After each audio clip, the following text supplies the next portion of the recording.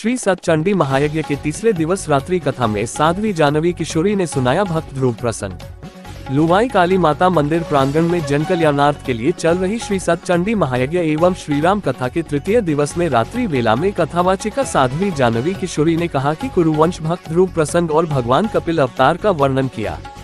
कथा में यजमान के रूप में पंडित जनार्दन द्विवेदी व पंकज शास्त्री व गांव ने शिरकत की। कथावाचिका साध्वी जानवी किशोरी ने बताया कि सतयुग के दौरान अवधपुरी में राजा उत्तानपद राज किया करते थे। उनकी बड़ी रानी का नाम सुनीति था और उनके कोई संतान नहीं थी। देवर्षि नारद रानी को बताते हैं कि यदि तुम दूसरी शादी करवाओगी तो संतान प्राप्त होगी। रानी अपनी छोटी बहन सुरुचि की शादी राजा से करवा देती है और समय आने पर उससे एक संतान की उत्पत्ति होती है। उसी समय कुछ दिनों के बाद बड़ी रानी भी एक बालक को जन्म देती है।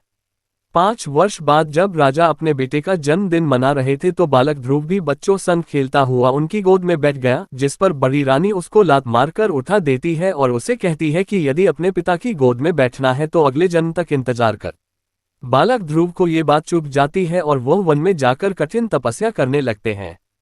उसकी तपस्या से प्रसन्न होकर भगवान विष्णु उन्हें दर्शन देते हैं और उन्हें मनचाहा वरदान देने का वचन देते हैं।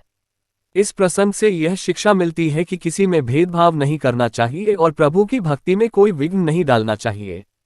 इस मौके पर आचार्य राजेश जी महाराज, आचार्य अमरनाथ शास्त्री, पंडित वेदांत शास्त्री, पंडित दिवाकर शास्त्री, उत्कर्ष शास्त्री, प्रेम मदान, गोपाल, अंकित दुबे, रामविलास दुबे सहित समस्त क्षेत्रवासी ग्रामवासी मौजूद रहे।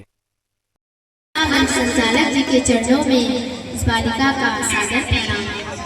श्री सदगुरुदेव जी के चरणों में इस बालिका का सादर प्रणाम। जहाँ जहाँ से दूर पधारे हुए संत मुनियों के चरणों में इस बालिका का सादर प्रणाम। मेरे कंधे से कंधा मिलाकर चलने वाले मेरे भाई बंधु पिता व दादा के साथ उनके चरणों में मेरा प्रणाम और माता अनुसुईया के चरित्रों को चरितार्थ